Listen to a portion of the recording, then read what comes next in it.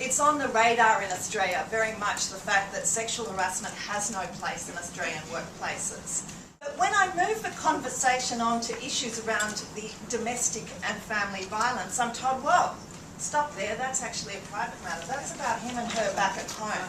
It's not an issue for us in the workplace. But the statistics, and here I'm talking particularly about Australia, show that domestic and family violence does have an impact on workplaces. If I just look at the cost of violence on the Australian economy, it's $15.6 billion annually by 2021.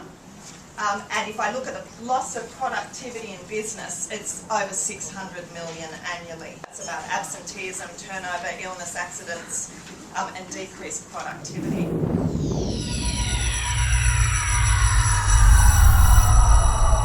There's been a huge shift in Australia, particularly in businesses. It's involved unions, it's involved great research houses, employers, to actually tackle the impact of violence in the work.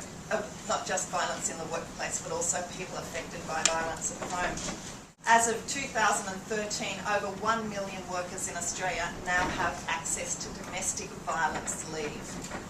That's about being able to attend court hearings, medical appointments, moving to shelters, arranging alternative accommodation, whatever it is. But employers are doing other things as well. They're doing things like saying to their employees, if you want to leave a locked bag in a safe place here at work, please feel free to do so.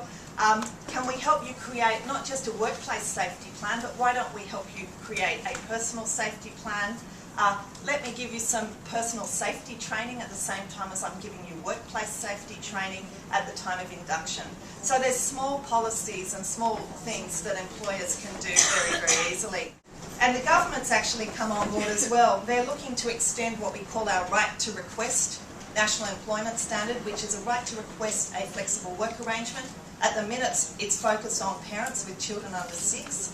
That will be extended out to victims or workers experiencing domestic violence.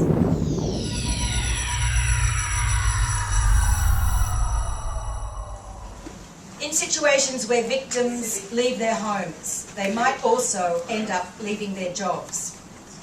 Where they're directly suffering, they may well lose their jobs. Where the perpetrator has so scared the owner of the enterprise or the co-workers by hanging around in the car park, by clogging the emails, by ringing the receptionist, and the employer feels forced to ask that worker, that usually woman, to leave because her jilted lover is causing complete mayhem from the productivity point of view. There's a compounded situation when the victim loses the job. So far beyond the actual violent incident, this loss of economic empowerment can have lifelong consequences. Because if you're a victim of domestic violence and you've lost your job, you'll have a disrupted workplace history. On average, you'll have lower income. You'll have to change jobs more frequently, and you're most likely working in some crummy, casual, part-time job. We know, we don't have enough data, but we know that if you keep on the job, you can then keep in the house. And that's such an empowering message for women victims.